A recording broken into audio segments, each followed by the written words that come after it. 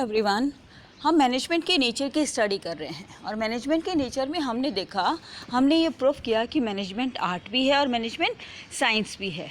अब मैनेजमेंट के नेचर में जो एक टॉपिक और आता है वो आता है management as a profession. Okay, profession किसे कहते हैं वो हम पढ़ेंगे इसमें, और फिर हम प्रूफ करेंगे कि मैनेजमेंट प्रोफेशन है या नहीं है। मैनेजमेंट की कैरेक्टरिस्टिक्स स्टडी करने के बाद हम ये देखेंगे कि मैनेजमेंट में वो कैरेक्टरिस्टिक्स या प्रोफेशन का नेचर अवेलेबल है या नहीं है, और उस बेस पर हम पूरा प्रूफ करेंगे कि मैनेजमेंट प्रोफेशन है या नहीं है। सो दैट आज की वीडियो का हमारा टॉपिक है management as a profession. Management का नेचर है ये, थर्ड नेचर में आता है ये मैनेजमेंट एज अ प्रोफेशन, और हम इसकी स्टडी करेंगे और प्रूफ करेंगे कि मैनेजमेंट प्रोफेशन है कि नहीं है। ओके, मैनेजमेंट प्रोफेशन है या नहीं है ये चीज़ प्रूफ करने के लिए फर्स्ट ऑफ ऑल हमें ये देखना है कि प्रोफेशन की क्या क्या कैरेक्टरिस्टिक्स होती है, प्रोफेशन आखिर होता क्या है और उसकी बेसिक कैरेक्टरिस्टिक्स कौन सी है। ये स्टडी करने के बाद ही हम ये प्रूफ कर पाएंगे कि मैनेजमेंट में ये कैरेक्टरिस्टिक्स है या नहीं है। फर्स्ट देखिए, well defined body of knowledge. कोई भी प्रोफेशन होता है वो well defined body of knowledge होता है, यानी उसमें बिल्कुल सिस्टमैटिक स्टडी होती है, उसका अपना लिटरेचर होता है और उसकी अपनी बिल्कुल सिस्टमैटिकली स्टडी होती है। चाहे वो लीगल हो, चाहे वो मेडिकल हो, अकाउंटिंग हो, सबकी क्या होती है, well defined body of knowledge होते हैं। सो दैट कोई भी प्रोफेशन होगा वो क्या होगा, well defined body of knowledge होगा, जिसमें सब कुछ स्टडी प्रॉपरली कराई जाती है। नेक्स्ट देखिए, रेस्ट्रिक्टेड एंट्री। एंट्री उसमें रेस्ट्रिक्टेड होती है, हर कोई उसमें एंटर नहीं कर सकता है, और एंट्री किसके थ्रू होती है, through an examination. Okay, the entry to a profession is restricted through an examination और through acquire an educational degree. एक पर्टिकुलर डिग्री लेनी होती है, एक पर्टिकुलर एंट्रेंस एग्ज़ाम देना होता है, और उसी के बाद आप उस प्रोफेशन को अडॉप्ट कर सकते हैं। तो ऐसा नहीं है कि कोई भी इसमें एंटर हो सकता है। सो दैट किसी भी प्रोफेशन की एंट्री जो होती है वो रेस्ट्रिक्टेड होती है, और किसी पर्टिकुलर डिग्री को एक्सेप्ट करने के बाद, पर्टिकुलर डिग्री गेन करने के बाद ही आप उस प्रोफेशन को अडॉप्ट कर सकते हो। ओके, तो इसलिए प्रोफेशन की एक कैरेक्टरिस्टिक क्या हो गई, रेस्ट्रिक्टेड एंट्री। नेक्स्ट देखिए, प्रोफेशनल एसोसिएशन। देखिए, जितने भी प्रोफेशंस होते हैं उनकी अपनी प्रोफेशनल एसोसिएशन होती है और उसका मेंबर बनना कंपलसरी होता है। So that all professions are affiliated to a professional association which regulates entry, grants certificate of practice and formulates and enforce a code of conduct। वो code of conduct मतलब होता है जनरल रूल रेगुलेशन बनाते हैं, और वो जितने भी अपने उस प्रोफेशन से रिलेटेड जितने भी रूल्स रेगुलेशन हैं या उसको रेगुलेट करने के जितने भी तरीके हैं वो सब वो डिसाइड करते हैं। तो हर प्रोफेशन की कोई ना कोई प्रोफेशनल एसोसिएशन होता है, और वो एसोसिएशन पूरे उस प्रोफेशन से रिलेटेड पूरी एक्टिविटीज़ को ऑपरेट करने का काम करता है। फॉर एग्जांपल, अगर लॉयर के लिए हम देखें तो कौन सा एसोसिएशन है, बार काउंसिल है। तो लॉयर के लिए एंट्रेंस एग्ज़ाम वगैरह कंडक्ट कराना, उनकी एबिलिटी, क्वालिफिकेशन, उनकी स्टडी, ये सब चीज़ें डिसाइड करने का काम कौन करता है, बार काउंसिल करता है। ओके, तो कोई भी प्रोफेशन हो, हर प्रोफेशन के लिए कोई ना कोई एसोसिएशन होता है, और जो प्रोफेशन को अडॉप्ट करता है उसे उस एसोसिएशन का मेंबर होना मस्ट होता है। ओके, तो third characteristics of profession is professional association is required. Okay, next is ethical code of conduct. Her profession की अपनी क्या एथिकल कोड ऑफ कंडक्ट होता है। कोड ऑफ कंडक्ट का मतलब होता है जनरल रूल्स और रेगुलेशन, जो मॉरल जो रूल्स होते हैं जिनको फॉलो करना होता है हर प्रोफेशन को और प्रोफेशनल को, उनको बोलते हैं ethical code of conduct. Okay, तो हर प्रोफेशन में एथिकल कोड ऑफ कंडक्ट होते हैं। जैसे डॉक्टर्स को ethical code of conduct follow करना पड़ता है, टीचर्स को ethical code of conduct follow करना होता है, लॉयर्स को करना होता है। All professions are bound by the code of conduct which guides the behaviour of its member. ठीक है, मेंबर जैसे डॉक्टर्स ओथ लेते हैं ना, जब वो डॉक्टर बनते हैं तो ओथ लेते हैं, ओथ मतलब शपथ लेते हैं कि वो इस तरीके से काम करेंगे, इस रूल्स को फॉलो करेंगे। ओके, तो इस तरीके से जितने भी प्रोफेशन होते हैं उन सब प्रोफेशन के एथिकल कोड ऑफ कंडक्ट होते हैं। ये प्रोफेशन की एक नेक्स्ट कैरेक्टरिस्टिक्स है। आगे देखिए, सर्विस मोटिव। कोई भी प्रोफेशन हो, चाहे वो कोई भी हो, चाहे वो लॉयर हो, चाहे वो डॉक्टर हो, सबका हर प्रोफेशन का जो मोटिव होता है वो क्या होता है, सर्विस मोटिव होता है। ओके, यहाँ पर प्रॉफिट मोटिव नहीं होता, अपने क्लाइंट को, अपने कस्टमर को सर्व करने का मोटिव होता है। The basic motive of a profession is to serve their clients interest by rendering dedicated and committed services. उनको सर्विसेज देकर और उनको सर्विस के मोटिव से वर्क करना किसी भी प्रोफेशन का मेन ऑब्जेक्टिव होता है। ओके, तो हमने क्या देखा, हमने कैरेक्टरिस्टिक्स ऑफ प्रोफेशन देखी। अब हम ये देखते हैं कि क्या मैनेजमेंट में प्रोफेशन की कैरेक्टरिस्टिक्स है या नहीं है, और उस बेस पर हम प्रूफ करेंगे कि मैनेजमेंट प्रोफेशन है या नहीं है। तो आगे हम स्टडी करते हैं कि मैनेजमेंट में ये कैरेक्टरिस्टिक्स जो हमने अभी स्टडी की है प्रोफेशन की, वो है कि नहीं है। नेक्स्ट देखिए, well defined body of knowledge. हमने पढ़ा profession well defined body of knowledge है, तो management, yes, management is also a well defined body of knowledge. इसमें भी बिल्कुल सिस्टमैटिकली स्टडी करवाई जाती है। इसके भी अपने प्रिंसिपल्स हैं जो एक्सपेरिमेंट के बेस पर बने हुए हैं, जिसको यूज़ करके मैनेजर बिजनेस सिचुएशंस का, प्रॉब्लम्स का सोल्यूशन कर सकता है। ओके, तो इसमें भी well defined body of knowledge है, जैसे प्रोफेशन में या किसी भी प्रोफेशन में होती है। तो मैनेजमेंट में भी वैसी ही well defined body of knowledge है, बिल्कुल सिस्टमैटिक स्टडी करवाई जाती है, सिस्टमैटिक नॉलेज दी जाती है। नेक्स्ट देखिए,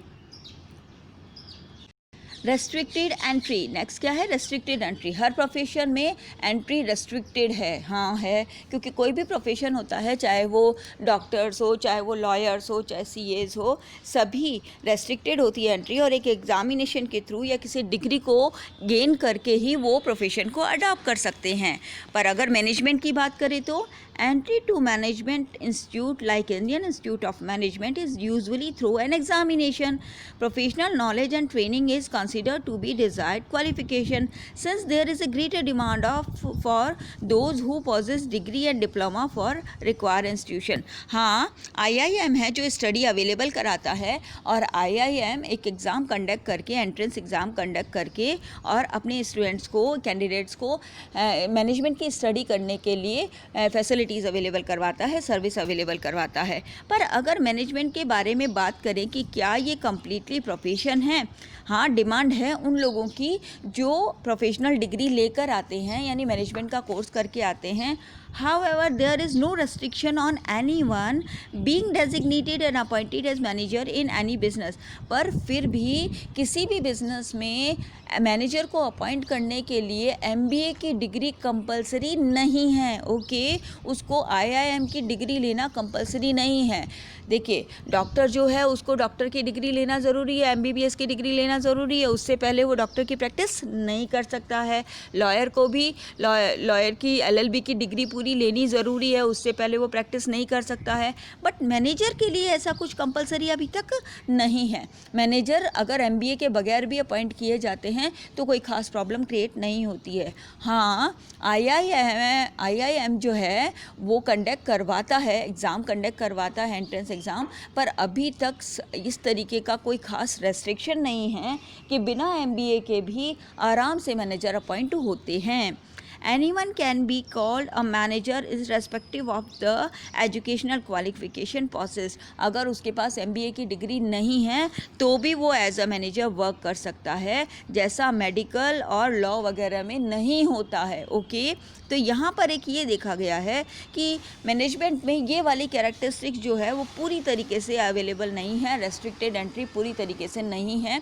हाँ, मेडिकल और लॉ में ये सब पूरी तरीके से रेस्ट्रिक्टेड है, और बिना एंट्रेंस एग्ज़ाम और पर्टिकुलर डिग्री को अचीव करे बगैर वहाँ पर प्रैक्टिस नहीं की जा सकती। बट मैनेजमेंट में ऐसा नहीं है, मैनेजर कोई भी अपॉइंट हो सकता है, उसको पर्टिकुलर और फिक्स डिग्री लेना अभी तक कंपलसरी नहीं है।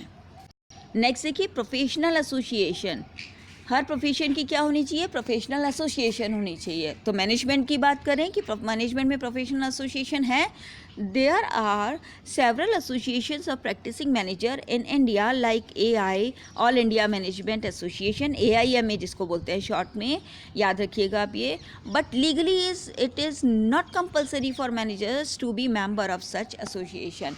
जैसे बार काउंसिल का मेंबर एक लॉयर को होना कंपलसरी है, बट यहाँ पर AIMA का हर मैनेजर को मेंबर होना कंपलसरी नहीं है, मैंडेटरी नहीं है, सो दैट ये वाली कैरेक्टरिस्टिक्स भी पूरी तरीके से मैनेजमेंट पे अप्लाई नहीं होती है, ठीक है। क्योंकि हमारे यहाँ पर एज अ मैनेजर कोई ख़ास रेस्ट्रिक्शन नहीं है कि वो ऑल इंडिया मैनेजमेंट एसोसिएशन का मेंबर हो, ठीक है। तो इसलिए ये कैरेक्टरिस्टिक भी पूरी तरीके से नहीं होती है। नेक्स्ट देखिए, ethical code of conduct. Her profession में क्या होता है, एथिकल कोड ऑफ कंडक्ट होता है, जनरल रूल्स रेगुलेशन का। AIMA has laid down a code of conduct to regulate the activities of its member कौन, managers, okay. But its membership is not compulsory for all member. पर सारे managers तो उसके member हैं ही नहीं। जब सारे मैनेजर्स उसके मेंबर ही नहीं है तो एथिकल कोड ऑफ कंडक्ट सारे फॉलो नहीं करेंगे। सो दैट क्या हुआ, ये कैरेक्टर्स भी पूरी तरीके से कंप्लीटली अप्लाई नहीं होती है मैनेजमेंट में कि हाँ AIMA ने कोड ऑफ कंडक्ट पास किए हैं, बट फिर भी कोड ऑफ कंडक्ट पास करने के बावजूद भी सारे लोग, सारे मैनेजर्स जो हैं वो इसके मेंबर तो है ही नहीं, तो वो कोड ऑफ कंडक्ट को भी फॉलो नहीं करेंगे। सो दैट ये कैरेक्टरिस्टिक भी पूरी तरीके से अप्लाई नहीं होती है। नेक्स्ट देखो, सर्विस मोटिव। किसी भी प्रोफेशन का मेन ऑब्जेक्टिव मोटिव क्या होता है, अपने क्लाइंट्स को सर्व करना। The basic motive of management is of an organization is profit maximization. किसी भी ऑर्गेनाइजेशन में मैनेजर का मेन ऑब्जेक्टिव क्या होता है, अपने ऑर्गेनाइजेशन को मैक्सिमम प्रॉफिट्स अर्न करके देना, not social service. Social service का मोटिव नहीं होता है। However, profit maximization as the objective of management does not hold true and it was changing. हाँ, धीरे धीरे ये सोच बदल रही है और अब सोशल ऑब्जेक्टिव को पूरा करना, सोशल सर्विस भी करना ऑब्जेक्टिव में आ गया है।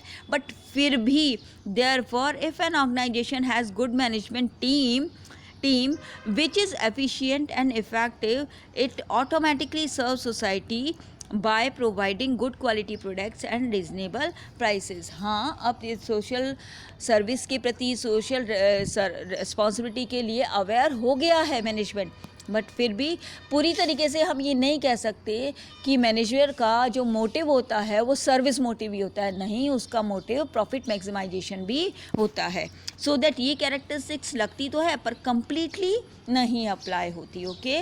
क्योंकि किसी भी मैनेजर का या मैनेजमेंट का अपने ऑर्गेनाइजेशन के लिए मेन ऑब्जेक्टिव उसको प्रॉफिट अर्न करके देना होता है।